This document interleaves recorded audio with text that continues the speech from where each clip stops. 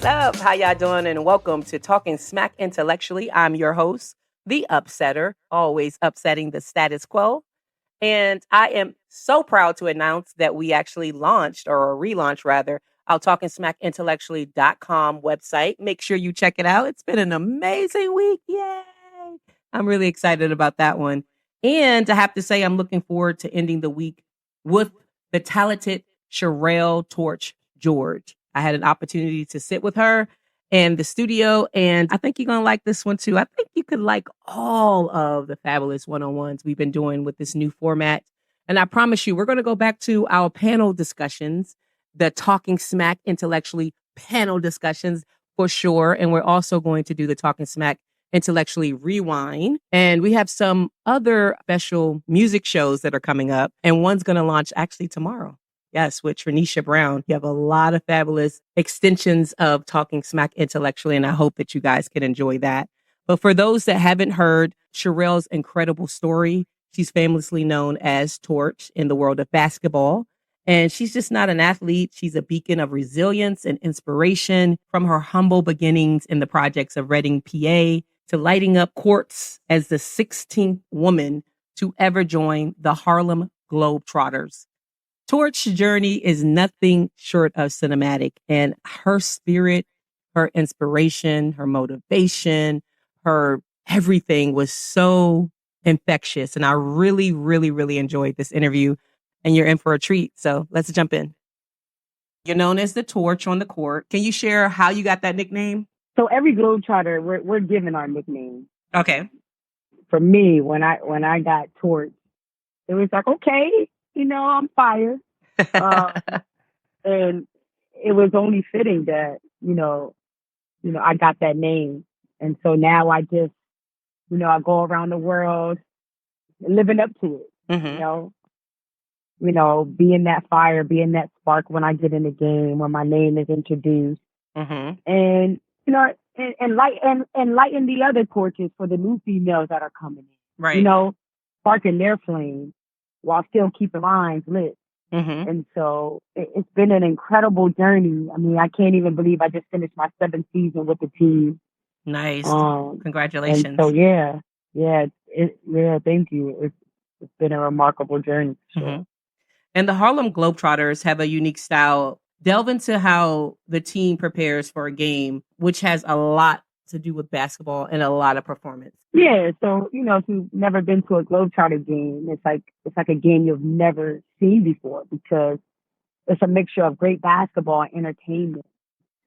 Obviously all of us are super talented as basketball players, but we're charismatic, we're funny. We have a lot of comedians on the team and people that are naturally funny and entertaining. So you get that on the court. Our showmen kind of run the show, and you just never know what he's going to do. He can go up in the stand, grab somebody's popcorn, and, sit on a gentleman's lap and have a good time. And so, yeah, it's a good mixture of just great basketball. And I think that's what people sometimes forget, that we're great basketball players. We played at the collegiate level, and we've been successful and have accolades and Hall of Famers and McDonald's All-Americans. And so the entertainment just comes with just, that flair. I say this for myself. I've always been a showboat. I've always been a show off ever since I started playing. I can recall since middle school just going on a dribbling display, running out the clock, and just wanted to always be, seen and wanted to show what I had worked on. If I'm going to work on this behind closed doors, when I get in the game, these people going to see what I've been working on.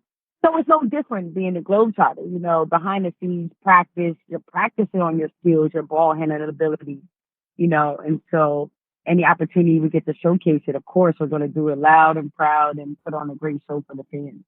Right. And something that you also did really big was you set a Guinness World Record, which was not a small feat. Could you walk us through that preparation? Your title is for most basketballs under the leg tumble in 1 minute. I think I got that right?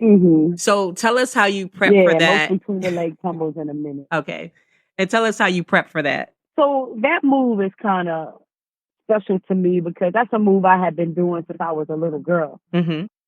Elementary, middle school. I grew up watching a lot of street ball.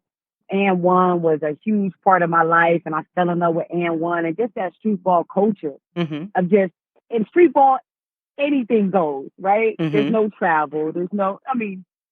Fouls are barely called. So when I seen this move growing up in Pennsylvania, Reading, Pennsylvania, I was like, wow, like, how did he do that? And it was something that, like, if I see something and I'm inspired by it, I'm obsessed with it. So it was something I had pretty much mastered since I was a kid. And so as Globetrotters, we get an opportunity to partake in what's called Guinness World Record Day. Right. And so I knew there had never been a female that had a Guinness World Record. Like, I'm surrounded by men who got Guinness World Records. And I'm like, shoot, I want a Guinness World Record. And I know a move that I want to do. I think the biggest issue was it was a move that the Guinness World Record had never seen. So initially, showing them this move and trying to create my own, because it's like, there's no lane for this. We've never seen it. You'll be the first one to do it. So you're going to set the criteria for this move. And so they came back and said, well, if you can get 30 in 60 seconds, we'll give you the record. And so weeks leading up to Guinness World Record Day, it's my first time even being a part of it. I'm only in my second year with the Globetrotters. Nice. And so I show up and I'm thinking I'm going to go last, right? Because all these other veteran guys, they didn't been a part of it, nothing to them. I get to the gym and they're like, Torch, you're going first. I'm like, first? What? Like, so the preparation was just weeks before, just doing it. And what's funny is I didn't get 30 in 60 seconds a week leading up to Guinness World Record Day. So I'm like, oh my God, I'm about to waste these people's time. I was getting like 28. I was getting 26. So the day of, I just took a deep breath. I went to the bathroom. And when I seen that the lady who was going to be representing the Guinness World Record was a woman, something about a woman. You know what I mean? Yeah. Like, I was like, okay, I'm okay. Right. I'm okay. And so, and she reassured me. She's like, you'll be fine. You'll be fine. So I went out there and they like 3, 2, 1, go. 32 rolls in 60 seconds. And I'm the Guinness World Record holder and made history for the Globetrotters, first female ever. Love it. To set a Guinness World Record. And so I'm happy to have two. I have two now. I set another Guinness World Record, which was historic too, in London. It was the first time any Globetrotter set a non-basketball Guinness World Record outside of the United States. Wow. And that was the fastest time to put 5 ping pong balls in a cup. Look at you. So I did that with my teammate, who's now a coach, Scooter. So shout out to Scooter. That was a record that we did together. So nice. I have 2 and I want more for sure. Nice. And you're a part of a storied legacy. You're following in the footsteps of icons like Meadowlark Lemon, Curly Neal, Wilt Chamberlain. How does it feel to carry on this legacy, especially as a woman who has traditionally been in this male-dominated arena? Well, I got to give respect to Lynette Woodard, who was the first female. Absolutely. Lynette, yes. In 1985. And an amazing person, an amazing basketball player. Like, she's one of the greatest to ever do it. And so to be able to follow behind those footsteps, absolutely, the Lynette, man, it's a huge responsibility. And I think that's why I take what I do so seriously and with passion, with grace, because I know the legacy that was set even before I was even born. Right. You get what I'm saying? And so, I mean, the Curly Neals and Meadowlarks, I mean, those are big shoes to fill. And so every day I just go out there honored and proud.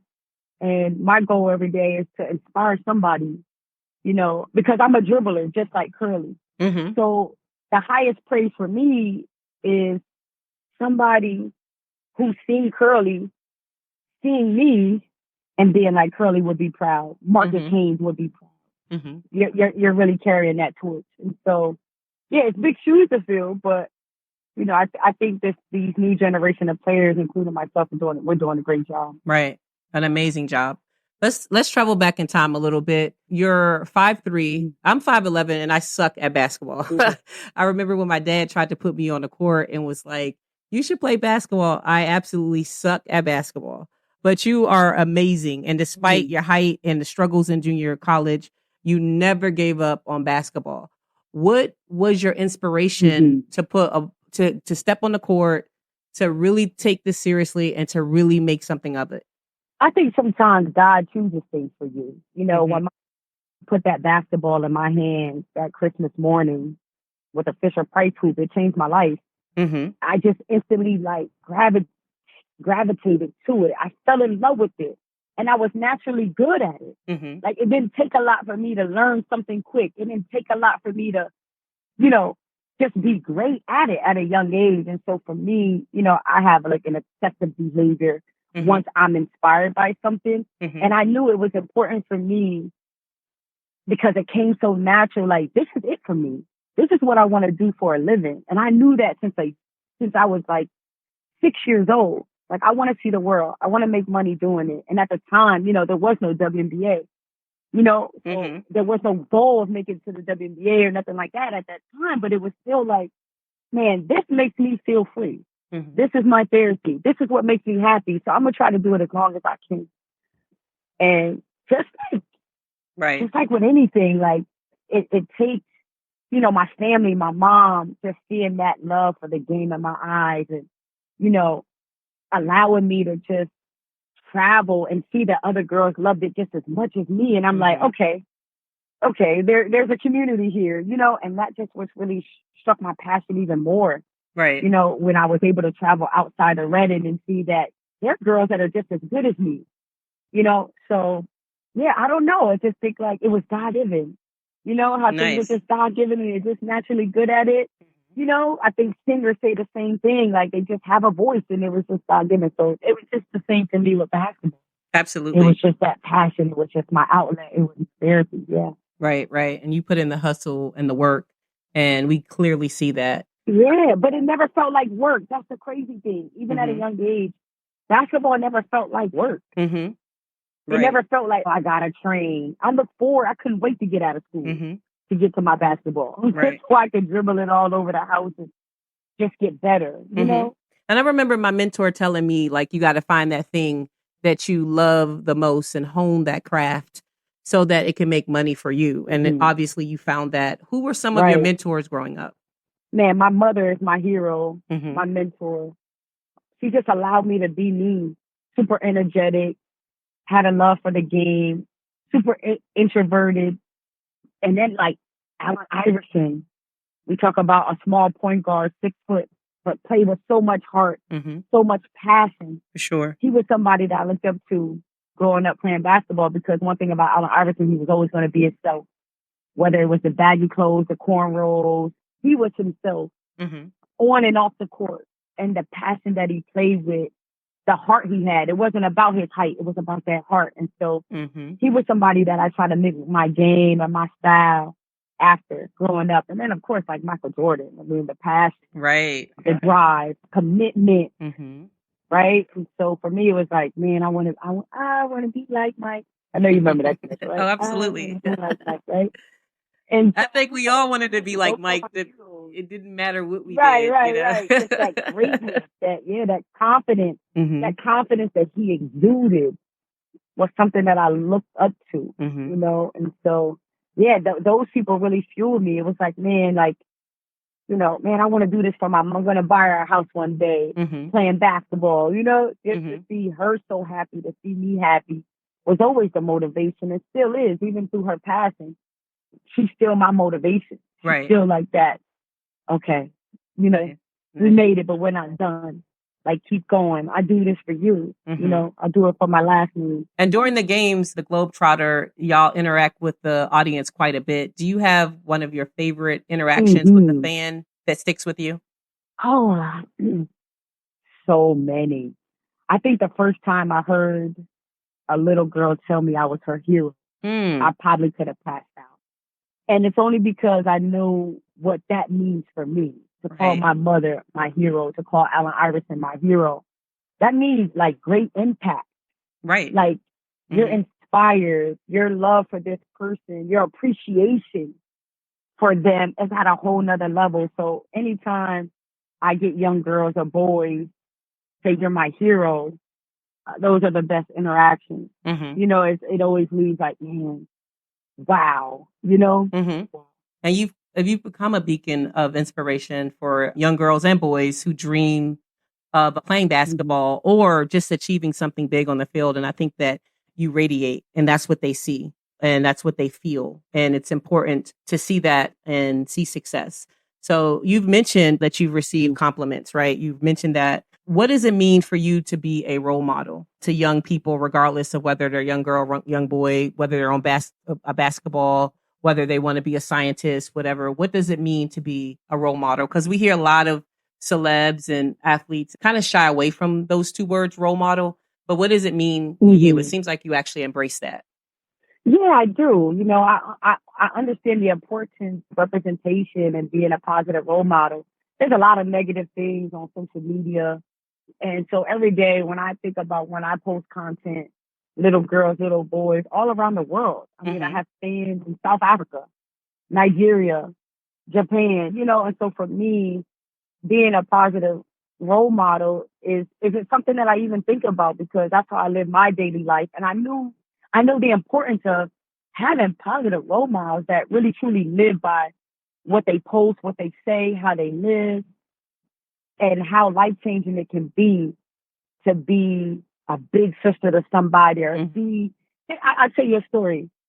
It's not a day go by that I don't get a DM or email from somebody that said, I thought about giving up.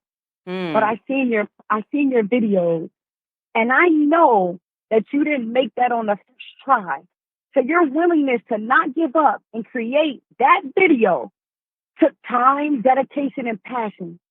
And just seeing that video, I'm not going to give up on my dream. Whether it's to be a chef, I was fired from my job, but whatever it be. And so that would keep me going. And these are grown people, not just kids. And so being a role model, being somebody that live to inspire other people is something that I live by because I understand the importance. It can be life changing. You know, I've had people be suicidal, and just because a video that I posted that didn't take me long, honestly. It's that God given talent that, you know, that talent you got is going to change the world.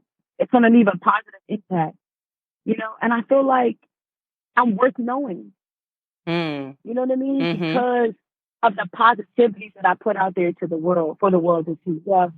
That story resonates. I think that, again, when I hear that people who are of significance shy away from the role model title, it does a disservice because I remember just having someone come up to me and talk about like how I inspire them. And you never know, right? Because you can't really feel yourself. You don't really feel how magnetic your energy is, right? You don't really feel that. You don't feel what you give to other people. And sometimes we take that for granted. Sometimes we take what we do for granted. And so people sometimes can be watching in the cut, you know, and be watching in the cut and looking and see, right, you know, like what you do, how you do it, how you carry yourself, how you speak, things of that nature. And so influence is power. Yes, absolutely. So I think that, you know, celebs should look more into being role models because there's a lot of youth that are hurting. There's a lot of youth that don't have guidance at home. And I do think there's, you know, some of a duty to step in and help community and help the collective because the youth is all we got. You know, we have to pour into them. So I'm loving that you consistently pour into young people and pour into your fans and you speak about being inspiration and a role model and you don't shy from that.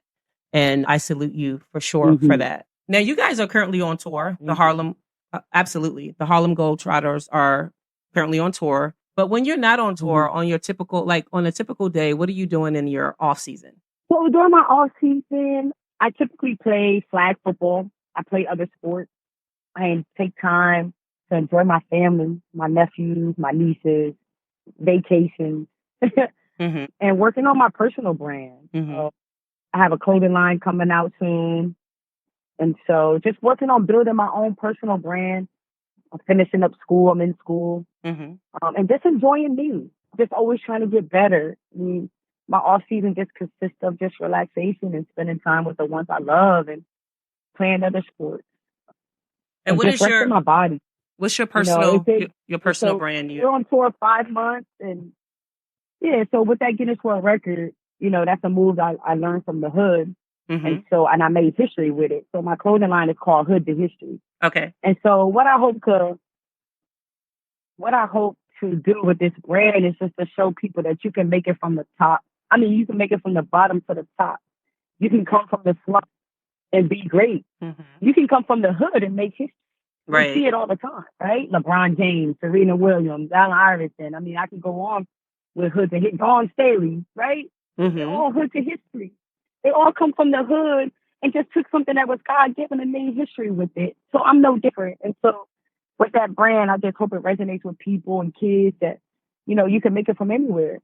Right. It don't have to be sports related. You could be the first one to graduate college. Mm-hmm. I love and be from the bottom. You heard the history, you know, and so I love my brand. I can't wait to get it out there. And so, yeah, that's what the off season consists of, you know, reaching out, going back to my hometown and doing free clinics. And I do that here in Georgia. I live in Georgia. So pouring into the youth. Mm-hmm. That's what I do in my office.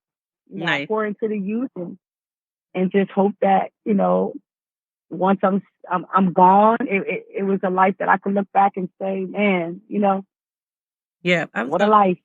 I was going to ask you, right? Absolutely. That was one of my closing questions about your legacy. How do you want to be remembered, and what do you want to be remembered for? Yeah, that's somebody that just made it and gave back. You know, realizing that it was always bigger than me. But while I was here, I left a lasting impression on people in the world. You know, I changed life. I inspired life. I saved lives. And just because I existed, I made the world better. That's it. Like, I don't think about accolades and this and that and the third. Like, man, just because you were born, you were here. I was here and I made a difference.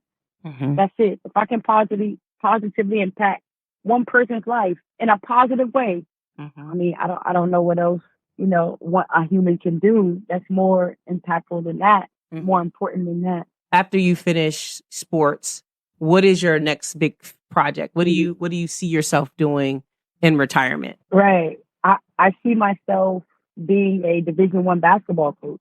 Nice. I think I love the game way too much to fully step away. Mm-hmm. And I got so much more left to give to the game. The next generation of female basketball players that have dreams of playing professional or just going to college, getting their college paid for. I just think I understand the game so much and have so much more left to give to the game, even though my dribbling days have stopped. I could teach the next dribbler. I could teach the next point guard how to be great. And so once I retire, yeah, I want to get into coaching. I'm going to get into coaching because that's how much I love the game, and the game has given me so much that I got to pour back into it. Mm-hmm. And I'm inspired by coaches like Dawn Staley, the Pat Summit, the Gino Oriemas, and coaches like that. So, and I definitely have no doubt that you will definitely achieve everything that you put your mind to. You pour so much into others, and we notice. And so I wish you nothing but the best. And I thank you so much for taking the time out to chat with us here at Talking Smack Intellectually. We are watching you. And we salute you and we continue to promote you. And again, thank you so much for all that you do, not just on the court, but off the court as well. Thank you so much. Thank you for having me.